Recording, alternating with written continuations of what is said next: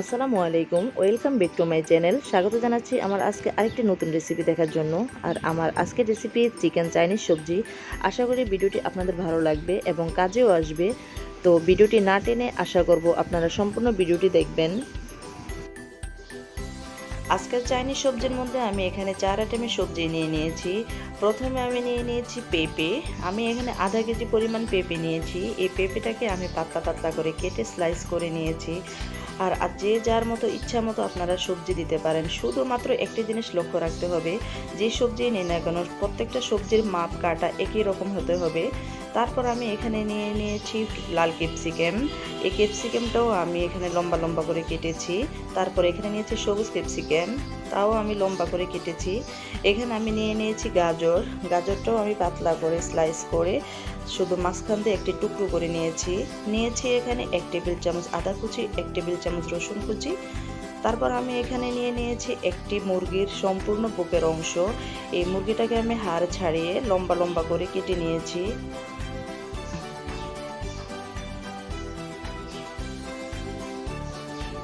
তারপর এখানে আমি নিয়ে নিয়েছি 1 কাপ পরিমাণ পেঁয়াজ। আমি 4টি পেঁয়াজকে মাঝখান দিয়ে 4 টুকরো করে তারপর আমি পেঁয়াজের খোসাগুলো ছাড়িয়ে নিয়েছি। তো এখন আমি প্রথমে একটি হাঁড়িতে গরম পানিতে আমি দিয়ে দিচ্ছি পেঁপে।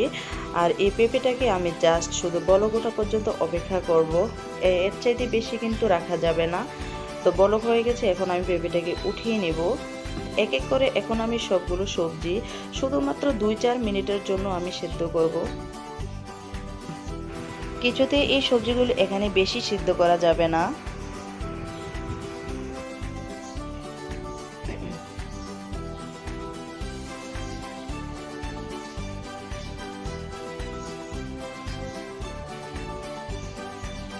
এই গাজরটাকেও আমি ঘড়ি ধরে 4 মিনিট পর্যন্ত রেখেছিলাম। তো গাজরটাকে এখন আমি উঠিয়ে নেব।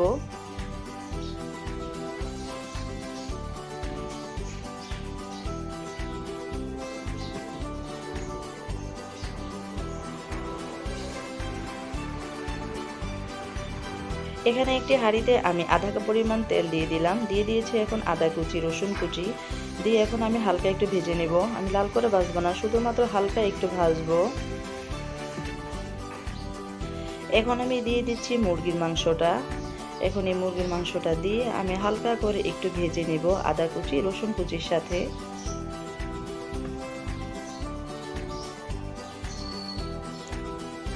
এখন আমি দিয়ে দিয়েছি 1 চা চামচের মতো লবণ। যেহেতু এখানে আমি সয়া সস দিব, তাই আমি এখানে বেশি লবণ দিব না।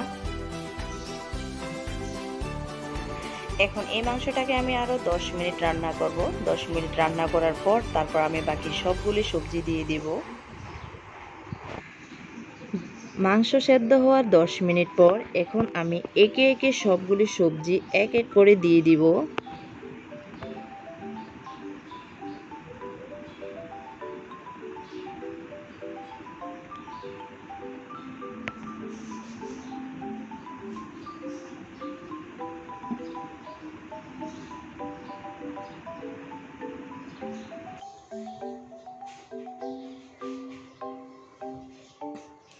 এখন আমি চুলাটাকে হাই হিটে রেখে এখন আমি মুরগির মাংসের সাথে সবজিগুলো ভালো করে নেড়ে চেড়ে মিক্স করব।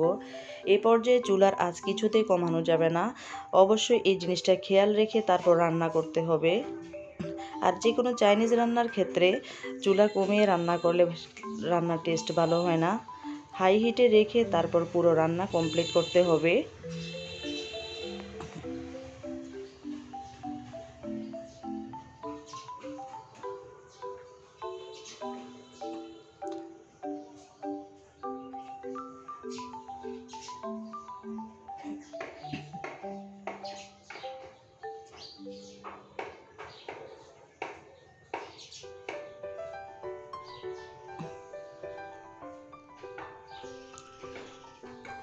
সম্পূর্ণ সবজি কিছুটা নরম হওয়ার পর এখানে আমি দিয়ে দিচ্ছি 1.5 টেবিল চামচের মতো সয়া সস। আর এটা লাইট সয়া সস, তাই লবণটা আমাকে বুঝে শুনে দিতে হবে। আমি এখনও সবজির সাথে কিন্তু কোনো লবণ দেইনি। সম্পূর্ণ সবজি বলক আসা পর্যন্ত আমি অপেক্ষা করব। তারপর আমি টেস্ট বুঝে তারপর আমি লবণ দেব।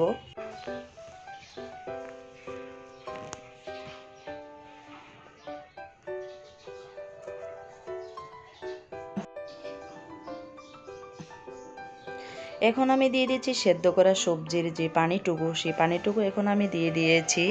এর চাইতে পানি বেশি দেওয়া যাবে না। আর এখানে আমি দিয়ে দিয়েছি সাদা বা কালো গোলমরিচের গুঁড়া। তো আমি ভিডিও এডিট করার সময় এই মশলাটা দেওয়া স্কিপ হয়ে গিয়েছে, সেটার জন্য আন্তরিকভাবে দুঃখিত। আপনারা অবশ্যই মনে করে এটা দিয়ে দিবেন। তো এখন আমি আরও কিছুক্ষণ রান্না করব। এখন আমি একটু ঢেকে দিচ্ছি প্রায় 5 মিনিটের জন্য। 5 মিনিটের বেশি আমি রাখবো না। রান্নার ক্ষেত্রে খেয়াল করতে হবে যেন সবজিটা নরমও না হয় আর ভেঙেও না যায়।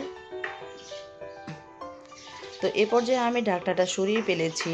এখন আমি আবারও একটু ভালো করে নেড়ে দেব।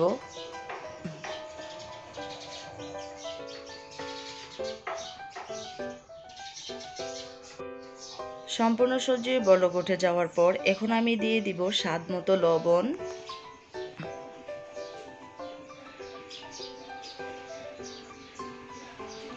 এখন আমি আবারও নেড়ে মিক্স করে দেব।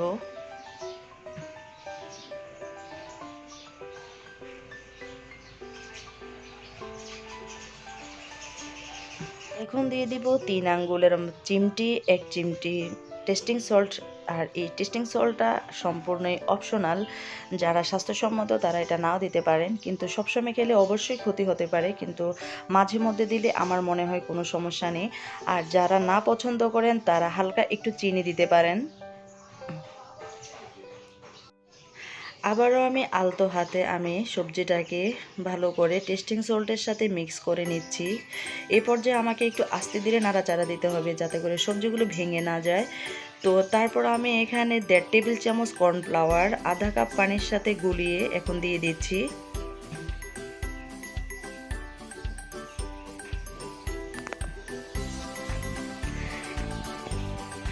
আবারও আমি কর্নফ্লাওয়ারটাকে সবজির সাথে ভালো করে মিক্স করে দিচ্ছি। আর এই পর্যায়ে বেশিক্ষণ চুলাতে রাখা যাবে না, শুধু সামান্য একটু ঝোলটা একটু গ্রেভি হলে আমি নামিয়ে নিব। বেশি কর্নফ্লাওয়ার দেওয়ার পর বেশিক্ষণ চুলায় রাখলে আবার শক্ত হয়ে যেতে পারে। তো আমি দেখিয়ে দিচ্ছি যে ঝোলটা কেমন হবে।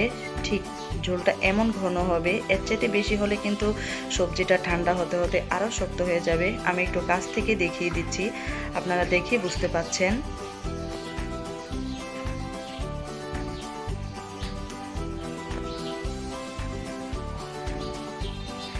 এখন আমি একটা সার্ভিং ডিশে আমি পরিবেশন করে দেখিয়ে দিচ্ছি যে সবজিটা কেমন হয়েছে।